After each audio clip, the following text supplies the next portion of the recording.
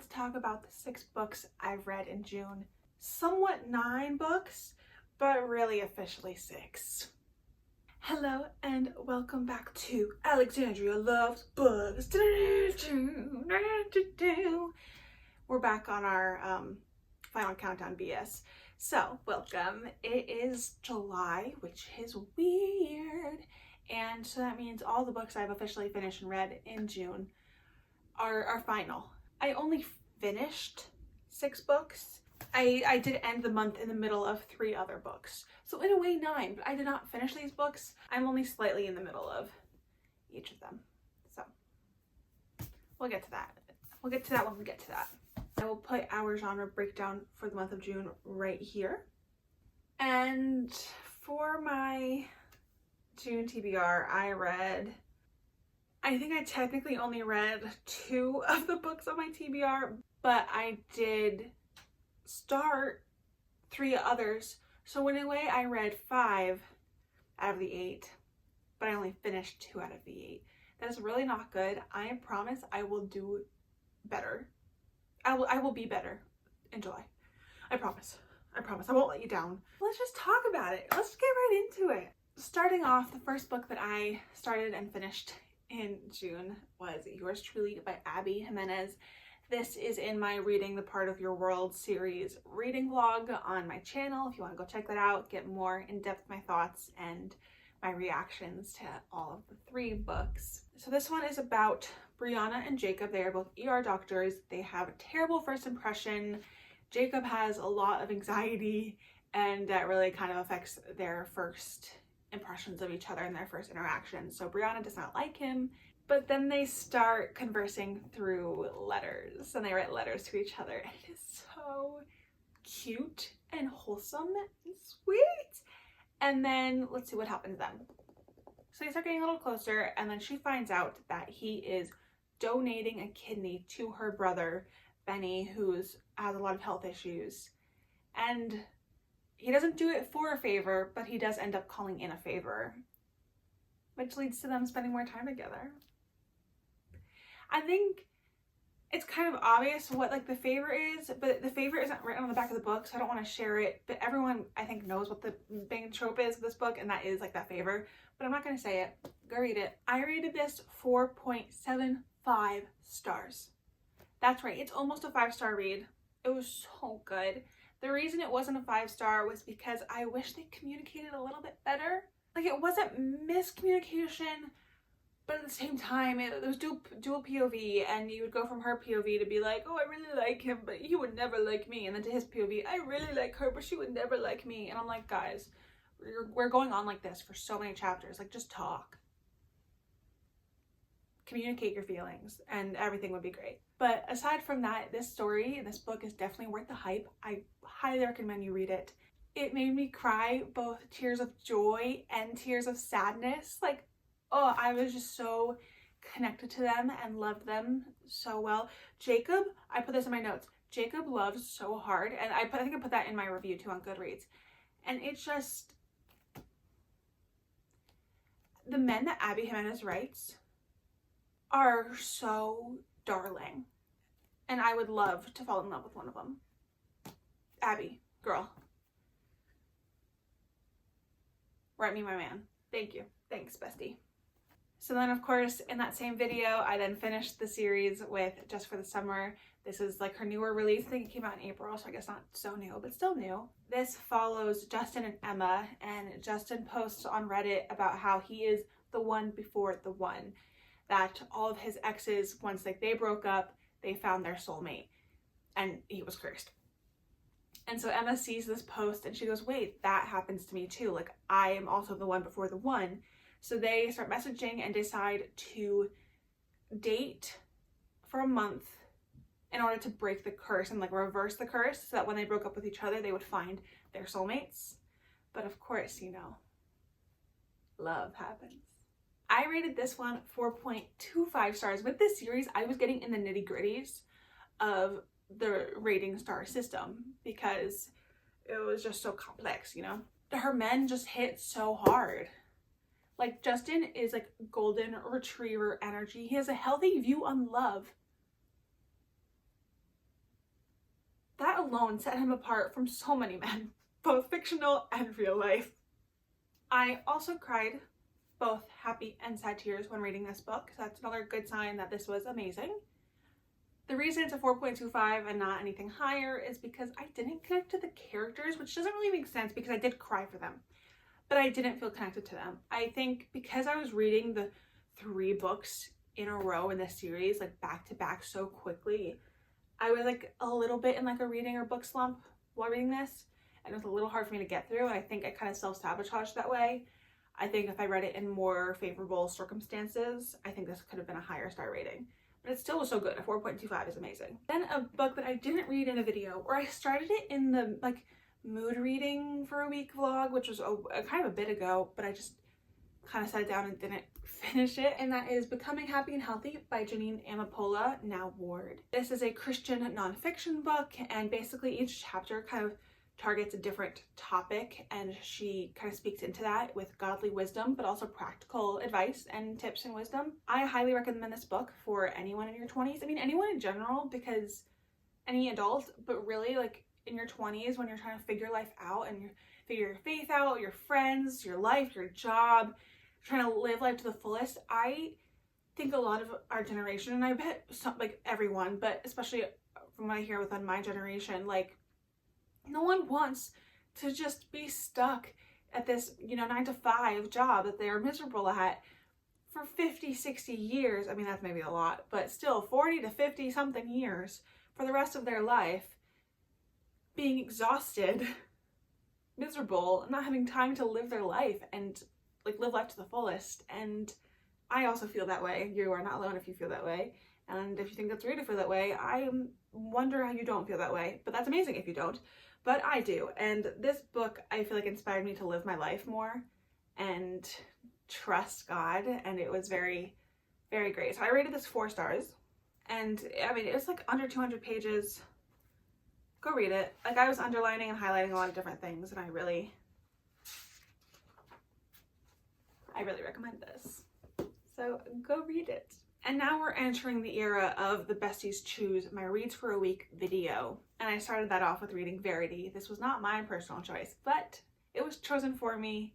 And if you watched that video, you know I was not loving this book. I rated it 2 stars. But I am very glad it was chosen and that I read it, because if it hadn't been chosen, I don't know when I would have picked it up. And it's a book that I really wanted to get to and read just so I can know what it was about and what everyone's been talking about on Book Talk for so many years. But yeah, 2 stars. This follows Lowen, who is hired to finish writing this book series of Verities because Verity can't finish it. She had a really bad car accident and has a lot of health issues, and she's not able or capable of finishing this book series. So her husband, Verity's husband, Jeremy, hires Lowen to write these books. Lowen and Jeremy kind of have a connection, and Lowen finds a manuscript that should not have been found of Verity's autobiography that has some very dark and twisted things in it. So now she's debating, do I show it to Jeremy because I like him, or do I keep this secret? What do I do? 2 stars. It was just very vulgar. I kind of think the twist in the ending was stupid, to be honest. That like now that I've had more time to think about it, I'm like, that was stupid. Like, really? Like, that's gonna be the twist? And like, I did not like it. I think it was a little... I'm okay with dark stuff. Like, I really do enjoy my mysteries and thrillers. I don't mind dark things. I personally didn't like the area of darkness that this went into. I had no idea what it was going to be like, and I don't recommend it if you are maternal in any way. I didn't like any of the characters. I found the ending unsatisfactory. I wasn't rooting for anyone. I kind of hated everyone, to be honest. And like, that kind of sucks. Like, it wasn't enjoyable. So I don't recommend Verity. I don't know. It was popular in Book Talk for some reason. I don't know what that reason is, but I don't know. I guess try it out for yourself, and you can be the judge for yourself. I won't take that on my responsibility. But luckily, after that rough read, I read my first 6-star book. Wild Love by Elsie Silver. the first book in the Rose Hill series. This follows Ford and Rosie. They have known each other since childhood. He is her brother's best friend, and he's been in love with her for years. He's always loved her. Yeah.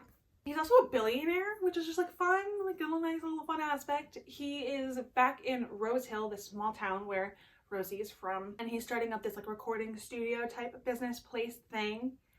She hasn't seen him in a decade. She's been in the big city doing this corporate boss life, but she comes back to the small town. She ends up working for him, and also this 12-year-old girl knocks on his door and says, "You're my biological dad." Truly, like, this book is why I love reading. This book, this is why.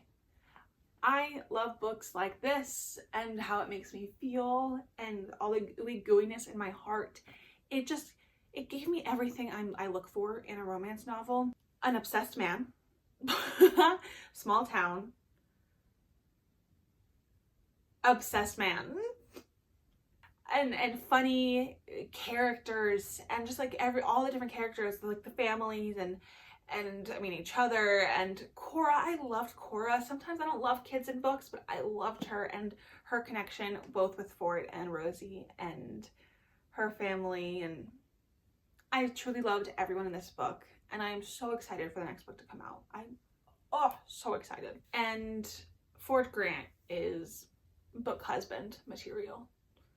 Book husband. And the diary, are you kidding? Like, my review is just pointing out random things, not random, but random things in the book.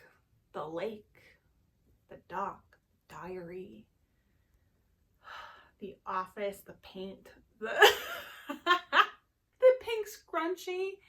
It was so good. It was so good. So please read this book. Out of all of these books that I'm mentioning today, read this one. And then lastly in that video, I read Bride by Ali Hazelwood. This is vampires, werewolves, their enemies, and then the main character Misery and Lo get married to form an alliance between the vampires and the weres. But everyone wants to kill each other, you know, as they do. I think that's the plot. I rated this a 2.5 star. I did not like this book. I didn't. I debated giving it a 3, but I was like, no, it's less than a 3. Because the 3 is like, I like it.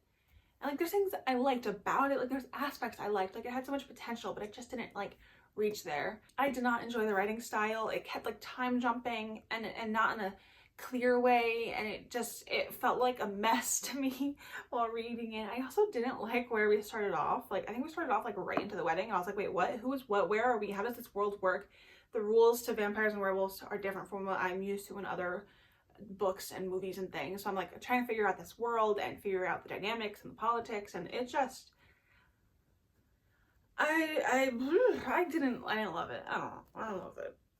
I just got weird vibes from this book. Like, it just was weird to me. Like, I don't want to say that this story is weird, because I love werewolf stories, I love mate stories, I love vampire stories. I love this stuff. I haven't read much of it. That's why I'm like trying to find more. But it's like, it's not like weird that this was written, but like, it just was weird. Like, it had weird vibes and weird energy, and it just like didn't hit. Also, the knot, like that, what? Why are we, I don't, that's how I feel about the knot. Like, I literally don't even know how to like talk about that, because that was just, excuse me. When it was first mentioned too, but it wasn't explained what it was, I was like, I'm sorry. What? But anyway, I didn't connect with the characters either. I didn't believe their love. Like, I didn't feel like they loved each other. That was not the vampire werewolf book for me, you know? It was not. So those are the 6 books that I read in June. Now I will just do a brief little discussion on what these 3 books are. I started Matthew Perry's memoir, Friends, Lovers, and the Big Terrible Thing, after finishing Bride. Not for a video, just to read on my own. I am not far in. I am 66 pages in it. I thought I would finish it, because I still had like a week or so before like the month ended, but then I started filming another reading vlog. So I had to put this to the side And then I started, so you're getting a little preview into what books I will be reading. I am not going to tell you how I feel about any of these books because you will have to watch that video or my July reading wrap up.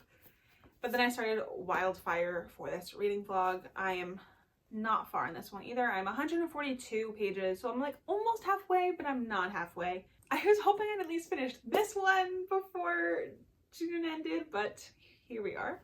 And then I also, for that same reading vlog, started The Hotel Nantucket by Ellen Hilderbrand. I'm listening to the audiobook. I've been listening to it when I go on my walks or like when I'm cleaning my room, things like that. And I am on page 138. I don't read multiple books at the same time often, and I don't enjoy it because I feel like I'm not making any progress because I haven't hit the 200 page mark for either of these, and I haven't even hit the 100 page mark for this one. So I don't plan on doing this often. So those are the 3 books that I am in the middle of. And no, I don't know why I did this to myself. I don't, but here we are, and this is a learning experience. So here are the 6 books that I read. Please let me know what you have read in June, what your favorite books from June were, what your least favorite books from June were. I'd say my favorites would be, of course, Wild Love, and then yours truly, my least favorites would be Verity and Brat. So that is it for my June reading wrap up. Thank you so much for being here and joining me and being giddy about books together. I enjoy your company very much, and I look forward to seeing you in my next video. Happy reading. Bye.